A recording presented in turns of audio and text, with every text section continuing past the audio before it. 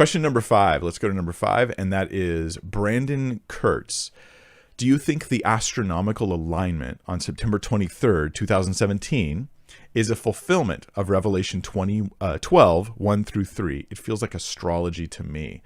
Let's look at the Revelation passage, and let's try to answer this question. I'm not an astronomer, nor am I an astrologist. Revelation 12.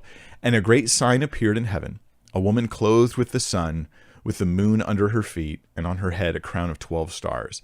She was pregnant and was crying out in birth pains and the agony of giving birth. And another sign appeared in heaven. Behold, a great red dragon with 7 heads and 10 horns, and on his heads 7 diadems. Okay, so, the dragon is Satan. He sweeps a third of the stars of heaven and casts them to the earth, which many people think is a third of the angels. And she gives birth to the child. Okay, several questions arise, but let me first acknowledge this. This is not specificity, right? Revelation is not giving us this deep, clear specificity. Like, for instance, if it says, one day in the future, a great sign will appear in heaven. Oh, now it's a prediction, not something John saw. It's something that will happen, and you will see it. Okay, so if it said one day in the future, a sign will appear in heaven, and it'll be a woman clothed with the sun, with the moon under her feet, and then you could start to look at like astronomy and say, okay, you have okay, there's this woman constellation, and then the sun over here and the moon down there under her feet. When you look at it, especially from Jerusalem or something. And you can do all those things, but what you can't do is say that it actually tells you it's a prediction of the future. Like, it doesn't say that. So some people think that the child is actually, this harkens back to the past, Revelation 12. Here's one view. I'm not really sure what my view is on this passage, but one view is that it harkens back to the past, that the great sign appearing in heaven, the woman who she's pregnant and she gives birth in agony, that this is about the past. It's about how Israel brought forth the child. And the dragon, I say not Israel, not just Mary, because the dragon goes on to persecute her and her children. And it seems like it's national Israel, not just one individual. Seems like a group of people the dragon's persecuting. And they would say it's the past. Now, I know Michael Heiser, his view on this particular passage is that this is describing astronomical things. Right? These descriptions.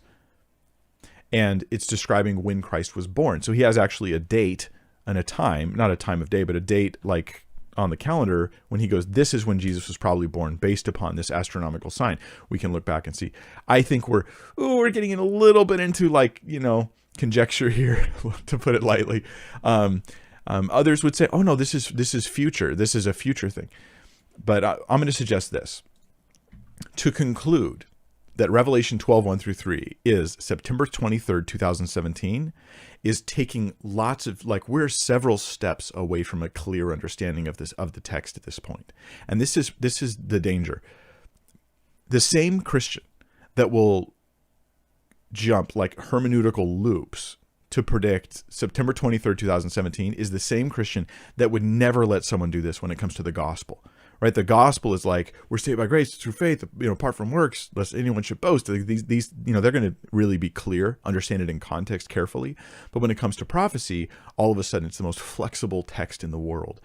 And so I have to admit my bias here. Like, for years and years, I've heard people abuse prophecy, overly reading texts of scripture to apply it into their contemporary time.